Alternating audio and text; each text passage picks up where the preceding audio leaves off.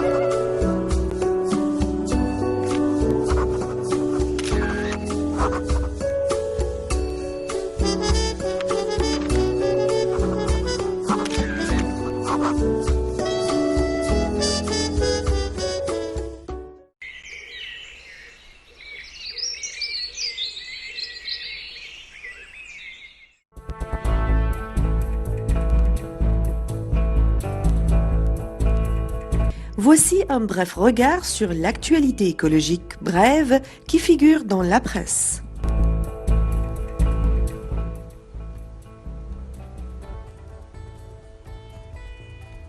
Nouvelle mobilisation des jeunes pour une grève mondiale pour le climat.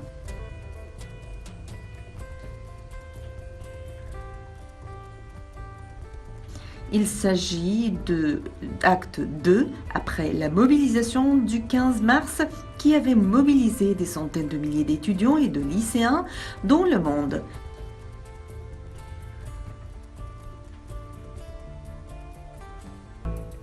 Ils descendent une nouvelle fois dans la rue à l'appel de la jeune Suédoise Greta Thunberg, devenue l'une des visages emblématiques des manifestations.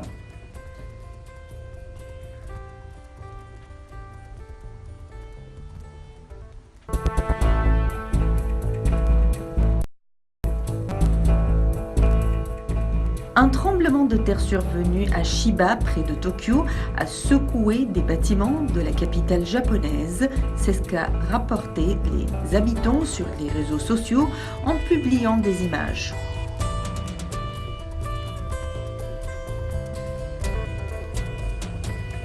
Aucune alerte tsunami n'a été lancée à la suite du séisme.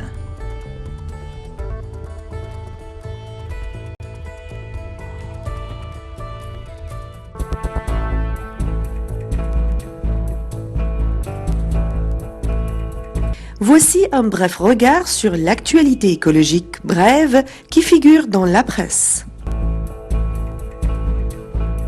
La Tunisie a officiellement mis en place une police environnementale pour faire face à la prolifération des déchets observés en ville comme à la campagne, notamment depuis la révolution de 2011.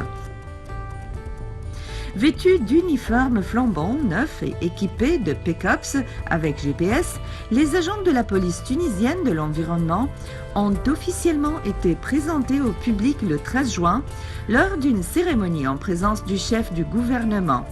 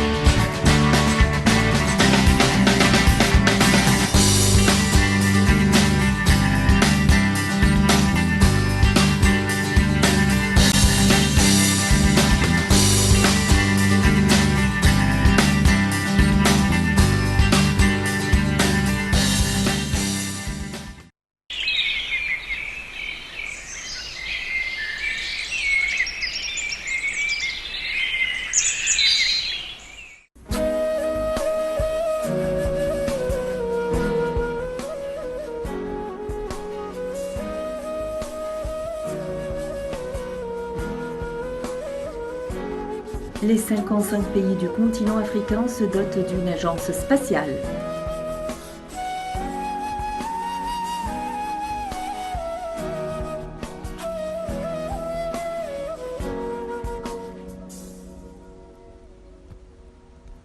Avec des objectifs très concrets comme développer les nouveaux satellites d'observation de la Terre afin d'étudier le climat et de prévenir l'arrivée de possibles épidémies.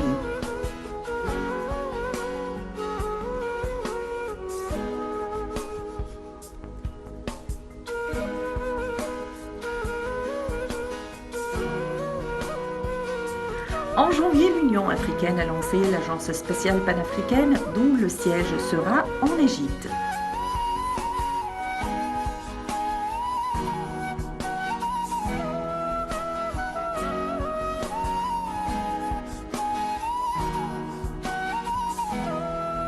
Actuellement, les poids lourds du spatial sur le continent sont l'Afrique du Sud, le Nigeria et l'Algérie.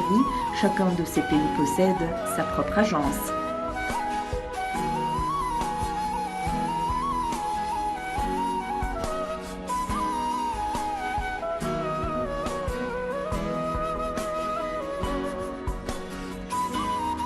L'Afrique a déjà lancé une trentaine de satellites, dont la moitié ces 3 dernières années.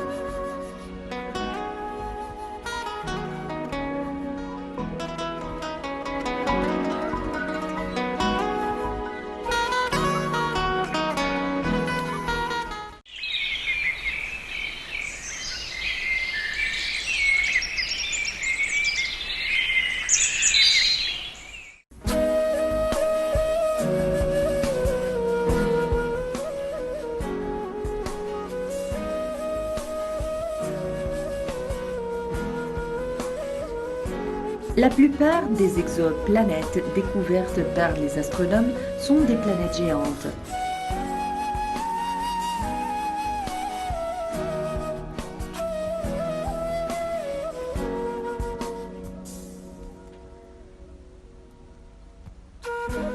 Ce sont les plus faciles à identifier.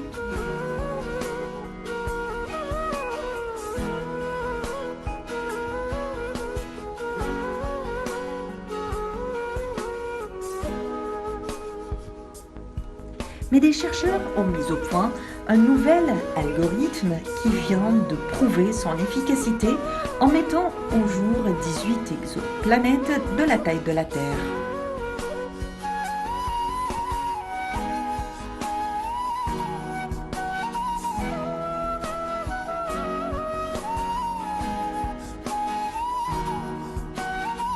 Lancée en 2009, la mission du télescope spatial Kepler a pris fin il y a quelques mois.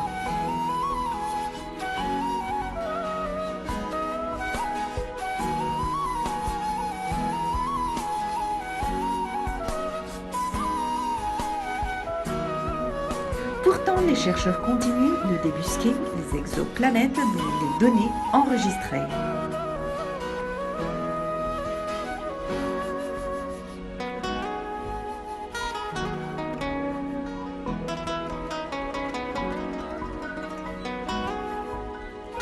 Aujourd'hui, des chercheurs de l'Institut Max Planck en Allemagne annoncent y avoir découvert, grâce à une nouvelle méthode, 18 planètes de la taille de la Terre.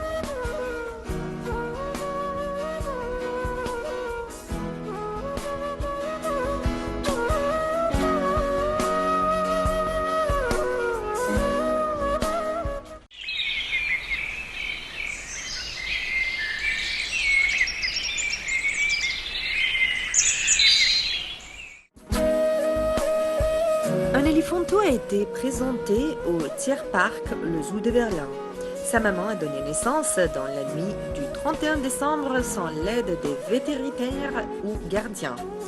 Le bébé éléphant ne pèse que 100 kg contre 130 kg normalement en raison de sa naissance à peine prématurée. L'éléphanteau n'a pour l'instant pas de prénom. Il était né dans la nuit du réveillon du Nouvel An, quand les surveillants étaient en vacances. Il est devenu la nouvelle curiosité du zoo de Berlin Tierpark. La maman Kewa lui a donné la naissance 3 mois plus tôt que prévu. C'est déjà son quatrième éléphanteau né dans le zoo de Deer Park. Il s'agit aussi de la quatrième fois qu'une femelle éléphant eut donné naissance en captivité. Avec 3 mois d'avance, l'éléphanteau est né pendant la nuit du réveillon du Nouvel An. Le petit mammifère est devenu la nouvelle vedette du zoo. Les éléphants sont les plus grands animaux terrestres vivants actuellement. La femelle ne donne naissance qu'à un seul petit à la fois après l'avoir gardé dans son ventre pendant 22 mois. Il entend très bien grâce à ses oreilles et a un bon odorat avec sa trompe, mais la vue est assez faible avec ses petits yeux. Son cri s'appelle le barrissement. Les éléphants vivent de 50 à 70 ans en environ. En captivité, ils peuvent vivre plus longtemps.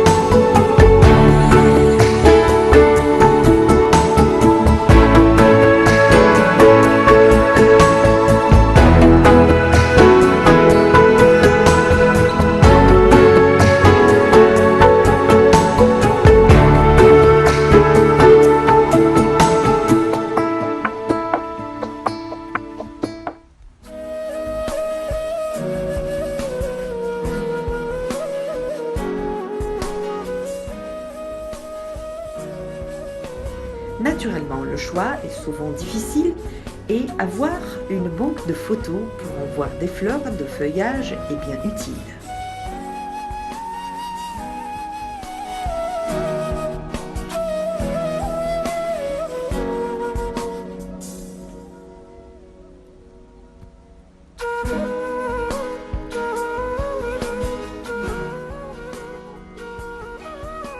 Les plantes aromatiques sont un ensemble de plantes utilisées en cuisine et en phytothérapie pour les arômes qu'elles dégagent.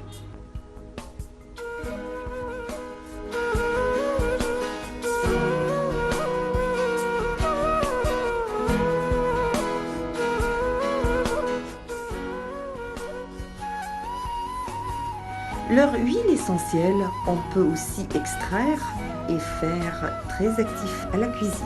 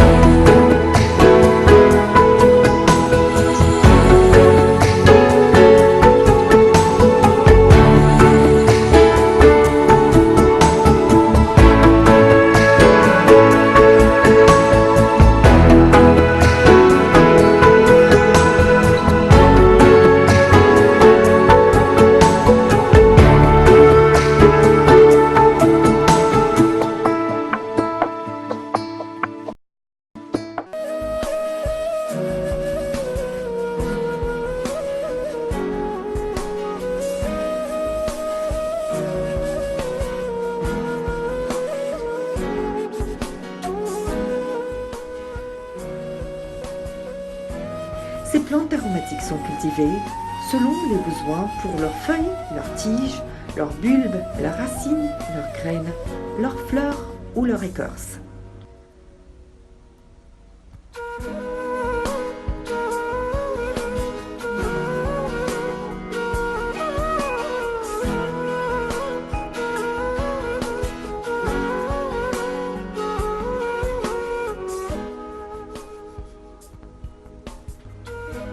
Beaucoup de plantes aromatiques sont des plantes vivaces qui repoussent tous les ans, qui donnent d'avril à octobre et dont la partie aérienne disparaît dès le premier gelé hivernal pour réapparaître le printemps d'après.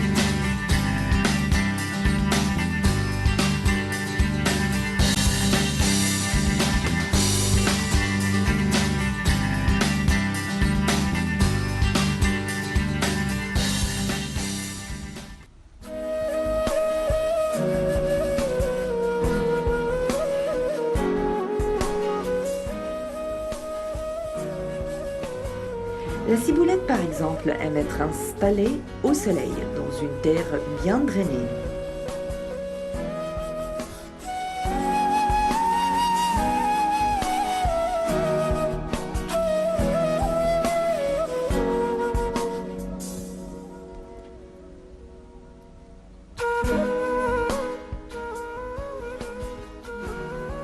À proximité des fraisiers et les protège de la pourriture grise.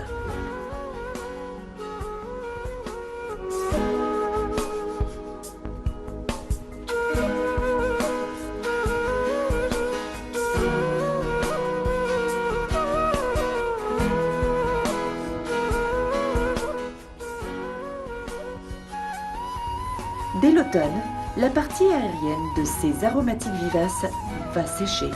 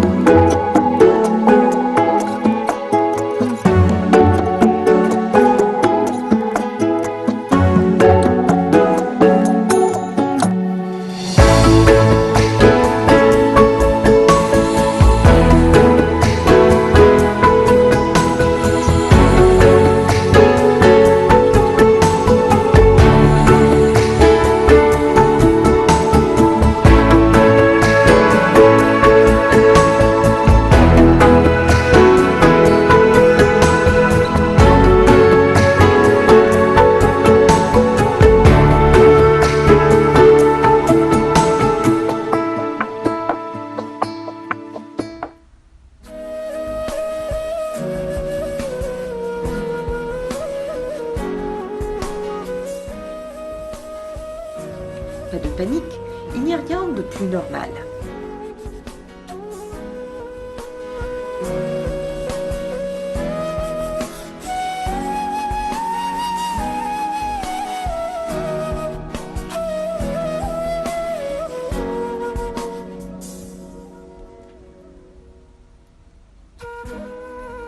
Il faut les laisser à l'état pendant l'hiver ou au printemps suivant. Il suffira de couper les feuilles sèches pour assurer la nouvelle pousse.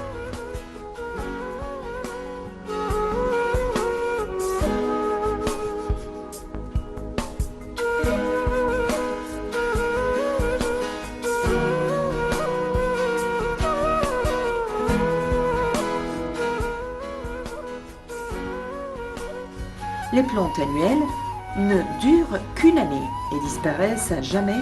Il faudra les réimplanter ou les ressemer tous les ans.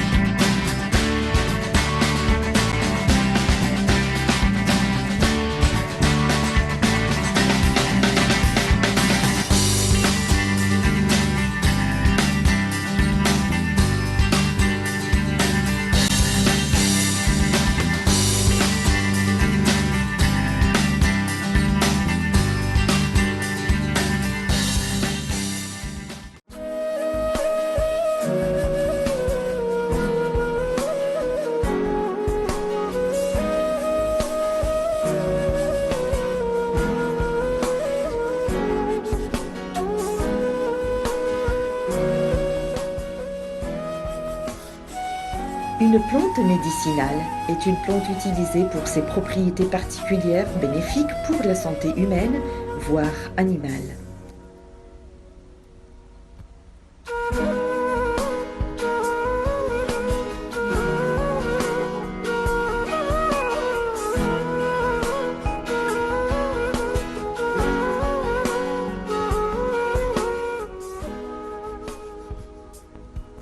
D'abord appelées simples à partir du Moyen Âge, en médecine médiévale, elles sont aujourd'hui définies par pharmacopée ou pharmaceutique, drogue végétale, au sens de pharmacopée européenne, dont au moins une partie possède des propriétés médicamenteuses.